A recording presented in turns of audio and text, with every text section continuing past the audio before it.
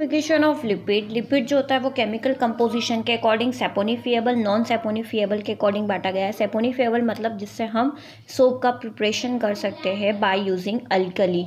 Now based on the composition पर आपने simple lipid या homolipid, now next is complex lipid, conjugate और compound lipid जिसको हम हेट्रोलिपिड भी बोलते हैं, ये सारे नाम सिमिलर हैं।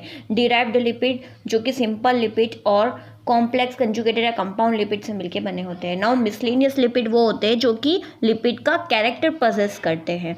Now based on the function के अकॉर्डिंग हमने लिपिड को 3 पार्ट्स में डिवाइड किया गया है। स्टोरेज लिपिड जो कि फैट और ऑयल होते हैं, स्ट्रक्चरल लिपिड जिसमें फॉस्फोलिपिड और नॉन फॉस्फोराइलेटेड लिपिड्स आते हैं। नाउ वो लिपिड्स जो as a signal, as a cofactor या एज अ पिगमेंट वर्क करते हैं वो होते हैं, उनके एग्जाम्पल्स जो है वो है steroid hormone, fat soluble vitamin, lipid quinones, eicosanoids जिसमें प्रोस्टाग्लैंडिन, थ्रोम्बोक्सिन, ल्यूकोट्राइन्स आ जाएंगे, and phosphatidyl inositol. This all are lipids act as a signal, cofactor and pigment.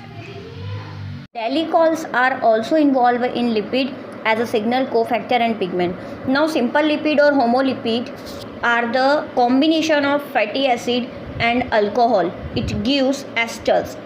Now simple lipid divided into neutral lipids also known as triglycerides and waxes. So neutral and triglyceride contain fat and oils. It may be simple triglyceride or mixed triglyceride. Now waxes example is sperm whole wax, beeswax and wool wax. Now complex lipids are divided into further sulfolipids, lipoprotein, glycolipid. Glycolipid further divided into cerebrosides, gangliosides. Phospholipids is also known as phosphatides. Phospholipids are further divided into glycerophospholipid which is made by glycerol 3 carbon, and next is sphingophospholipid is a type of phospholipid which contain sphingosine which is a 18 carbon. Now glycerophospholipid are further divided into nitrogenous base, non-nitrogenous base and ether. Nitrogenous base contain lecithin, cephalin, phosphatidylserine, phosphatidylthreonine. Lecithin contain phosphatidylcholine whereas cephalin contain phosphatidylethanolamine. So trick is lecithin में thin आ रहा है, thinlin, so choline, so phosphatidylcholine contain lecithin. cephalin में फल में क्या होता है, ethanol होता है, so phosphatidylethanol consist of cephalin. Now non-nitrogenous base contain phosphatidyl inositol, phosphatidyl glycerol and cardiolipin. Cardiolipin is also known as diphosphatidylglycerol glycerol. Phosphatidyl inositol consists lipositol, phosphatidyl glycerol consists glycerol. Ether consists plasminogen which contain ethanolamine. Next is platelet activate factor PAF which contain choline. Properties of lipid. Lipid के properties होती है hydrolysis, saponification, rancidity मतलब कि exposure to air, antioxidant and एक reaction होती है Liebermann's Burchard reaction, and last is precipitation of certain lipoprotein. आपको पता होना चाहिए एक बेसिक सी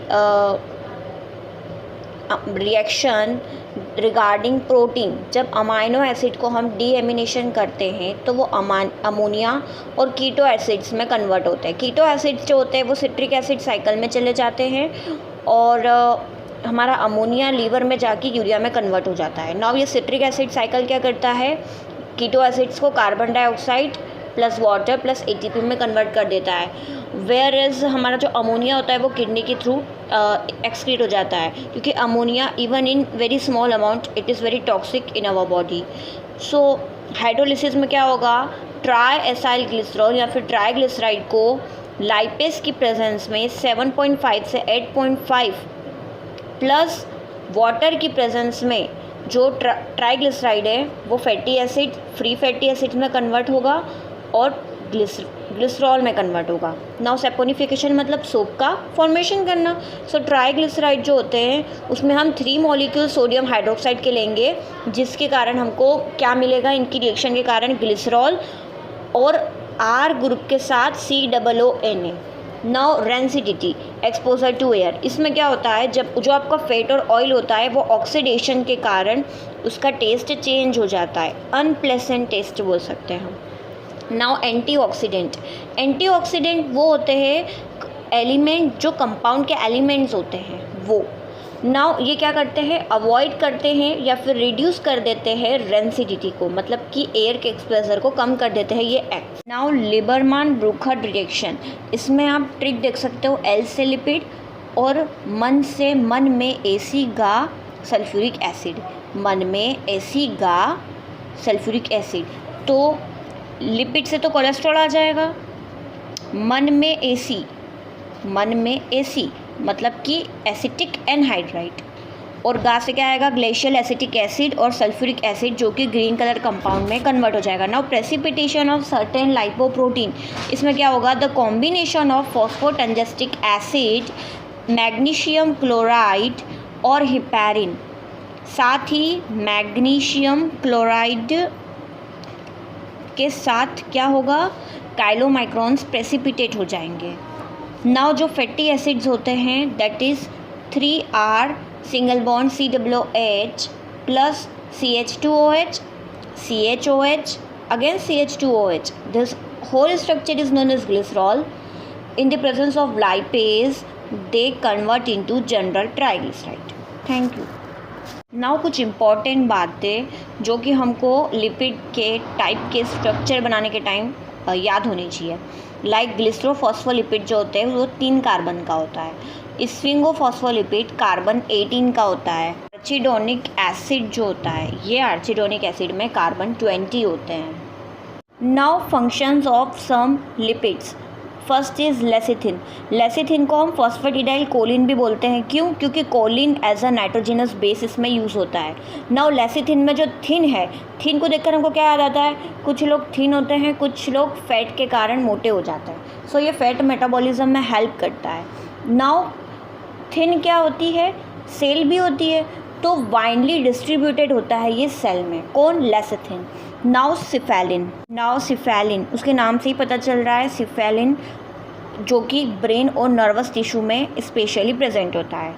नाउ सिफेलिन का जो फल है, हमको फल में क्या मिलते हैं, प्रोटीन, सो ये लाइपोप्रोटीन का इम्पॉर्टेंट पार्ट होता है, कौन, सिफेलिन।